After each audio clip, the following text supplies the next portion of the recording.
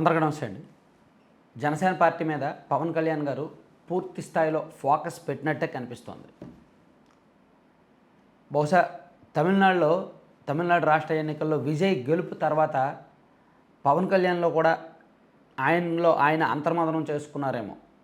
తను చేసిన తప్పులేమిటి, పార్టీ పెట్టిన 12 ఏళ్ళైనా సంస్థాగత నిర్మాణం పూర్తి స్థాయిలో లేకపోవడం వలన, తనను ఓన్ చేసుకునే ఒక పూర్తి స్థాయి వర్గం లేకపోవడం వలన, అండ్ గ్రౌండ్ లెవెల్లో కేవలం సోషల్ మీడియాలో ఉన్న కార్యకర్తల బలం ఓట్లు వేయించలేరు. ఒకవేళ వేస్తే వేయొచ్చుగాక, కానీ వేయించలేరు.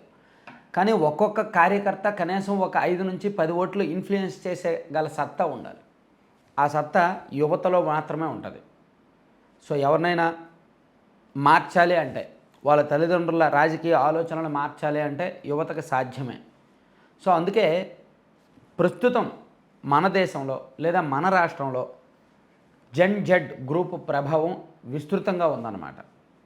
అంటే సుమారుగా 18 నుంచి 29 ఏళ్ళ ఏజ్ గ్రూప్ మన రాష్ట్రంలో ఈ 2024 ఎన్నికల లెక్కల ప్రకారం చూసుకుంటే 4,10,00,000 ఓట్లు ఉన్నాయి. సో ఈ జెడ్ గ్రూపు సుమారుగా 1,00,00,000 ఓటర్లు ఉంటారు, 1,00,00,000 మంది ఉంటారు. అంటే 23 to 25% వరకు జెడ్ గ్రూప్ ఓటర్లు ఉంటారనమాట. సో ఆ ఓటర్ల మీద పవన్ కళ్యాణ్ గారు సెపరేట్గా దృష్టి పెట్టినట్టుగా చాలా స్పష్టంగా అర్థం చేసుకోవచ్చు. సాధారణంగా ఈ ఏజ్ గ్రూప్ వాళ్ళు కులాన్ని సీరియస్గా పట్టించుకోరు, కులాన్ని పెద్దగా పట్టించుకోరు. సో అందుకే పవన్ కళ్యాణ్ గారు పదే చెప్తున్నారు, కులంతో నాకు సంబంధం లేదు, మా కులం వాళ్ళు నన్ను ఓన్ చేసుకోవద్దు, నేను ఒక కులం కోసం రాజకీయాల్లోకి రాలేదు అని పదే చెప్తున్నారు. అండ్ నిన్న జనసేన పార్టీ శానాగలం అని ప్రత్యేక విభాగాన్ని స్టార్ట్ చేసినట్టు కూడా చెప్పారు. ఓన్లీ జెడ్ గ్రూప్ కోసమే పవన్ కళ్యాణ్ గారు ఆలోచించి ఒక శానాగలం అనే విభాగాన్ని ఏర్పాటు చేస్తున్నాము అని చెప్పారు. దీని ఉద్దేశం ఏంటంటే, పార్టీ కార్యక్రమాలను, పార్టీ సిద్ధాంతాలను, పార్టీ విధానాలను మరింతగా గ్రౌండ్ లెవెల్లోకి తీసుకువెళ్ళి ఈ యువతను యాక్టివేట్ చేసి పార్టీ కార్యక్రమాల్లో చురుగ్గా పాల్గొనేలా చేస్తారన్నమాట. అంటే పార్టీకి గ్రౌండ్ లెవెల్ బాధ్యతలు బహుశా వీళ్ళకి అప్పగించినా ఆశ్చర్యపోకర్లేదు. ఆల్రెడీ జనసేన పార్టీ సభ్యత్వ నమోదులో కూడా ఉద్యమి అని, సారథి అని, ఇలా రకరకాల సాధక్ అని ఇలా 3 విభాగాల్లో నమోదు చేశారు కదా. సో వారిలో ఒక్కొక్కరికి ఒక్కో బాధ్యతలు అప్పచెప్తున్నారు కదా.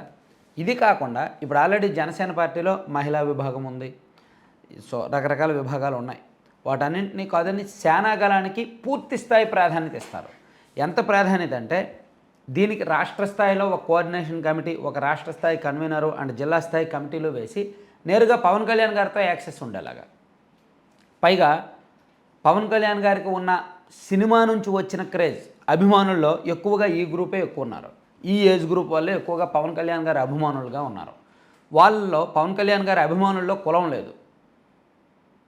మేబీ రాజకీయ నాయకుల్లో కొంతమంది పవన్ కళ్యాణ్ గారు మా కులస్తులను ఓన్ చేసుకున్నారేమో, కానీ ఒక సినిమా హీరోగా పవన్ కళ్యాణ్ గారిని అభిమానించేది మాత్రం కులం చూసి కాదు, ఆయన ఒక హీరోగా చూసి. సో ఎప్పుడైతే ఆయన జెడ్ గ్రూప్లో కులం ప్రస్తావన ఉండదు. సో ఆ గ్రూప్లో ఎక్కువగా పవన్ కళ్యాణ్ గారు అంటే క్రేజ్ ఉంది. మరి వాళ్ళని తన కార్యసాధకులుగా గ్రౌండ్ లెవెల్లో బాధ్యతలు అప్పగించాలంటే ఒక విభాగం ఏర్పాటు చేయాలి. ఆ విభాగమే శానాగలం. మంచి ప్లాన్.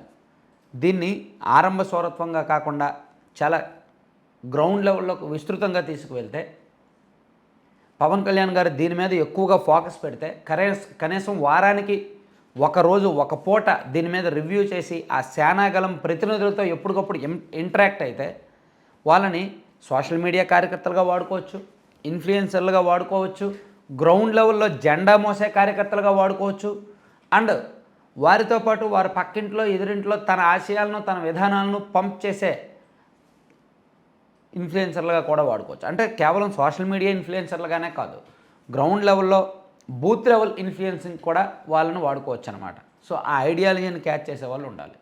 సో ఓవరాల్గా పవన్ కళ్యాణ్ గారు ఆలోచన బాగుంది. సక్సెస్ చేస్తే మాత్రం రాజకీయాల్లో ఒక కొత్త ఒరవడికి నాంది పలుకుద్ది అనమాట. నేను మళ్ళీ చెప్తున్నా, తమిళనాడులో విజయ్ గెలిచిన తర్వాతే బహుశా పవన్ కళ్యాణ్ గారిలో ఈ ఆలోచనలన్నీ వస్తున్నాయేమో. తన ఫ్యాన్స్లో ఏ వర్గం వాళ్ళు, ఏ ఏజ్ గ్రూప్ వాళ్ళు ఉన్నారో ఎక్కువ మంది వాళ్ళని తన పార్టీ కార్యసాధకులుగా వాడుకోవాలనే ఆలోచన వచ్చిందేమో. విజయ్ 10 ఏళ్ల కిందటే అలా వాడుకోవడం మొదలుపెట్టారు. 10 ఏళ్ల కిందటి నుంచే వాళ్ళకి తన ఆశయాలు, సిద్ధాంతాలు చెప్పి పొలిటికల్ టాస్క్లు ఇవ్వడం మొదలుపెట్టారు. సో అందుకే విజయ్ సక్సెస్ అయ్యారు. పవన్ కళ్యాణ్ గారు 12 ఏళ్ల కిందట పార్టీ పెట్టినప్పటికీ ఇప్పటి వరకు ఈ ఏజ్ గ్రూప్ని సరిగ్గా వాడుకోలేదు. బహుశా ఇది అలా వాడుకునే ఉద్దేశమే కావచ్చు. అందులో ఏమాత్రం తప్పు లేదు. ఖచ్చితంగా పార్టీకి మంచి జరుగుద్ది కరెక్ట్గా ఇంప్లిమెంట్ చేస్తే. Thank you.